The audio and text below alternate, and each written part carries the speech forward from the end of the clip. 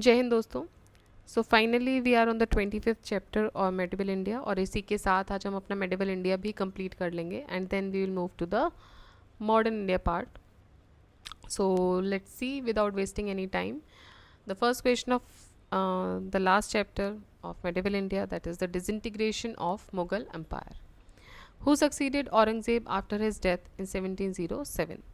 So Aurangzeb was succeeded by Bahadur Shah first, and his 60 years old son Muazzam, that is Shah Alam, ascended the throne.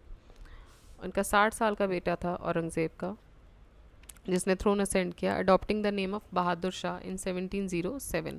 और वो 1707 से लेके 1712 तक की period में उन्होंने रूल किया. ठीक है, तो इसका नाम क्या क्या था? शाह आलम भी इसका नाम था, फर्स्ट सेकंड नहीं है, ध्यान दीजिएगा. शाह आलम भी नाम था, मुअज्जम भी नाम था, और बहादुर शाह उसने अपना नाम रख लिया था गद्दी पे बैठने के बाद. How did Mughal emperor Jahandar Shah reign came to an early end? तो जहांदर शाह जो रहा वो 12-13 के आसपास वो एक ही साल तक रहा. And this period came to an end because he was defeated by his nephew in a battle, and he was the first Mughal emperor who prove to be unfit for governance. ये पहला मुगल एम्पर रहा. औरंगजेब तक 7 emperors रहे, then 8th was his son Bahadur Shah. Not that popular but still he could rule for 5 years. But this Jahandar Shah, he was the first emperor who proved to be unfit for the governance. He ascended the throne with the help of contemporary powerful Amir Zulfikar Khan, and also he was defeated by his nephew Farrukh Siyar, and Farrukh Siyar killed him on February 1713. People called him lewd moron. ठीक है, so he was very unfit for this. He proved that. Next is, which of the following Mughal emperor granted duty-free trading facilities to the English in Bengal? तो duty free trading facilities English को किसने देना शुरू किया? फारूक सियार ने. उसने एक डिक्री इशू की थी जिसमें उसने फ्री ट्रेडिंग फैसिलिटीज़ दी थी ब्रिटिशर्स को इन 1717. फरमान जारी किया था उसने. And it was mentioned in the contract that east India company could trade without duty after paying the annual tax of 3000. ठीक है, तो एनुअल टैक्स 3000 का भरो, उसके अलावा आपको कोई ट्रेड ड्यूटी टैक्स नहीं भरना है, and you can trade without paying this. Who was the last Mughal emperor to sit on Mayur Singhasan? So he was Mohammad Shah Rangeela. तो मयूर सिंहासन जो शाहजहाँ के टाइम पे जिसमें एक ज्वेल ऐड हो गया था कोहिनूर, ये मोहम्मद शाह के टाइम तक रहा. He was the last Mughal emperor to sit on Mayur Singhasan Takht Taus. During his reign Nadir Shah ने अटैक किया इंडिया पे 1739 में और मुगल्स को डिफीट किया करनाल बैटल में. Contemporary historian Anand Ram Mukhlis wrote that Nadir Shah took 60,000 rupees, many thousands of gold coins, gold of 1 crore rupee, jewels of 50 crores, Kohinoor, and the peacock throne with him to Iran. तो ये सब वो लेके Iran चला गया था नादिर शाह, ऐसा लिखा है आनंद राम मुखलिस ने. Mughal emperor at the time of Nadir Shah's attack was Mohammad Shah. A group of eunuchs and ladies dominated in the government under Mohammad Shah. तो यूनक और लेडीज़ डोमिनेट करती थी, and there was a group of ladies and eunuchs as well जो कि dominate करती थी in the period of. So they dominated in the period of Mohammad Shah, whose reign was from 1719 to 1748. ठीक है, and he spent most of his time in watching animal fight. People उसको रंगीला बोलते थे, इसलिए उसका नाम रंगीला पड़ा, मोहम्मद शाह रंगीला भी पड़ा था. Also due to his obsession towards wine and beauty and apathy towards administration के तरफ उसकी कोई जिम्मेदारी वो प्रूव नहीं करता था. बाकी वो he was busy in watching animal fight, he was busy in being with women, wine, beauty, but he was not looking towards administration. A group of eunuchs and ladies predominated in the Mughal darbar. Eunuch is the third gender, and the ladies also predominated in the Mughal darbar during the regime of Muhammad Shah. Which Mughal ruler is known by the name Rangila? So he was known, Muhammad Shah was known by the name of Rangila. Although if he was not that capable leader. After 500 years, we are reading him for another reason. So he made history anyways. तो कुछ भी था वो रंगीला बना के history बना गया, administration Akbar administration बना के हिस्ट्री बना गया, बट हिस्ट्री में तो दोनों ही आ गए. So he was of the thought that कुछ भी करो, बस just use this administrative money for your pleasures.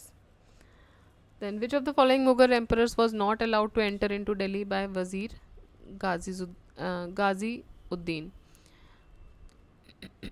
Delhi में घुसने से किस मुगल एम्पर को मना कर दिया गया था? तो ये थे वज़ीर Ghaziuddin.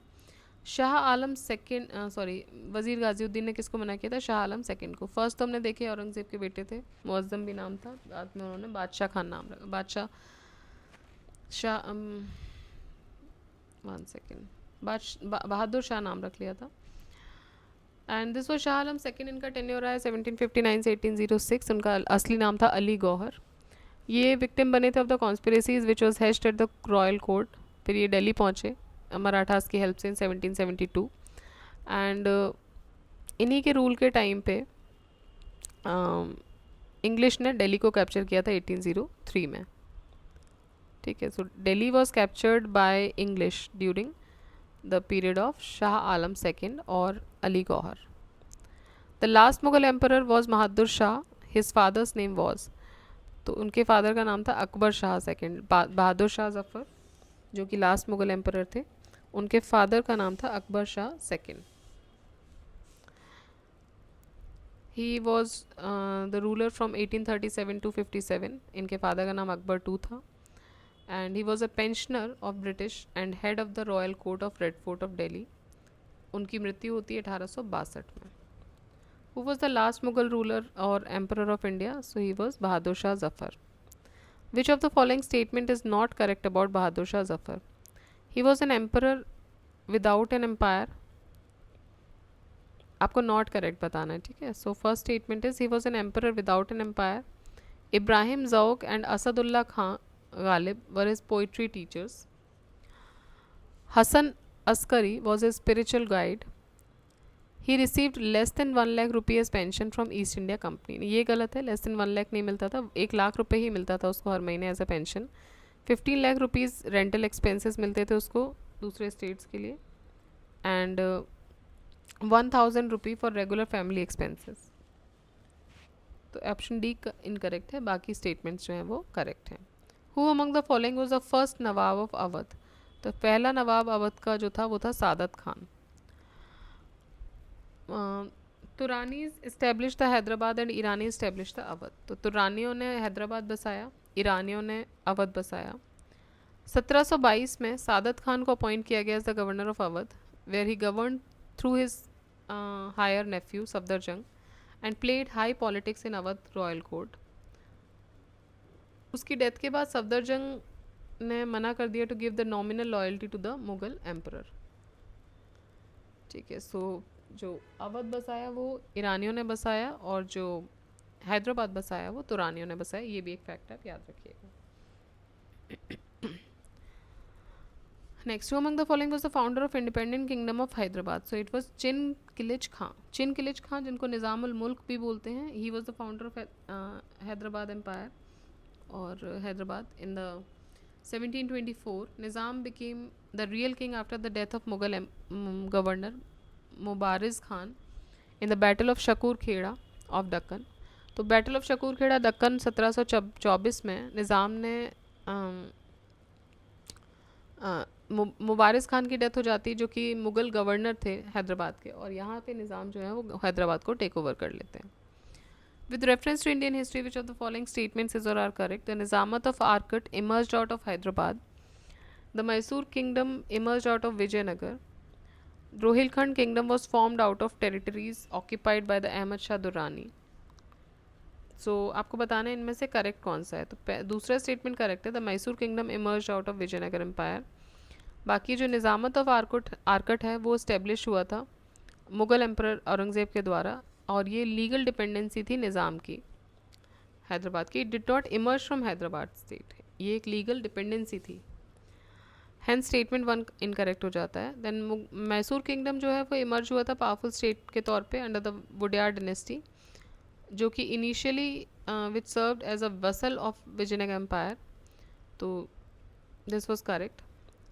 Third is Ali Muhammad Khan took advantage of the collapse of authority in North India following Nadir Shah's invasion to set up a petty kingdom. Rohilkhand to set up a petty kingdom Rohilkhand. Ahmad Shah Durrani started invading India in 1748. Okay. तो ये बोल रहे हैं कि अहमद शाह दुरानी की occupied territory से निकल के रोहिलखंड बना है, तो इसको नकारने के लिए जो स्टेटमेंट दिया है वो ये है कि भाई नहीं, नादिर शाह जब 1739 में आया तभी एक छोटा सा किंगडम बन गया था और अहमद शाह दुर्रानी आया था 1748 में, अराउंड 10 साल बाद. तो it is not been emerged out from that region. Next, among the following who had constructed an astronomical observatory popularly known as Jantar Mantar. तो ये बनवाई थी राजा जयसिंह ने, जयसिंह सेकेंड ने, दिल्ली में. Rajput kingdom of Ajmer Kachhwaha, Jai Singh had an interest in astronomy. इसके अलावा दिल्ली के अलावा 4 और जगह पे, तो टोटल 5 जगह पे ये इस्टेब्लिश्ड है. कहाँ कहाँ है देख लेते हैं. उज्जैन, मथुरा, वाराणसी और जयपुर.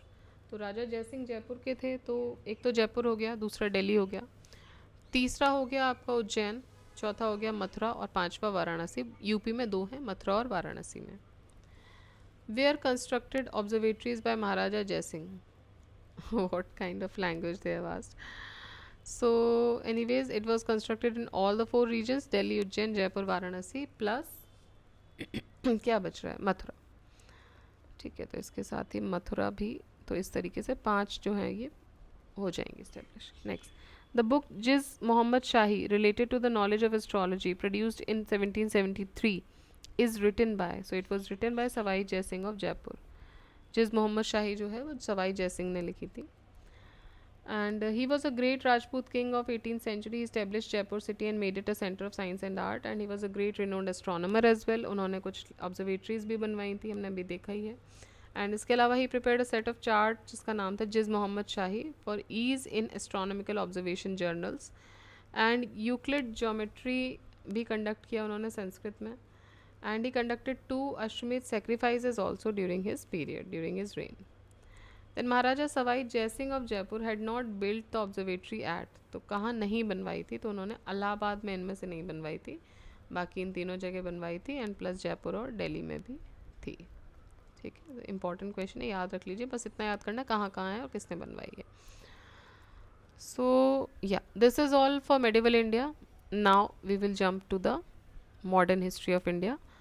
और ये एक बड़ा पोर्शन है and I will try to complete it as fast as possible.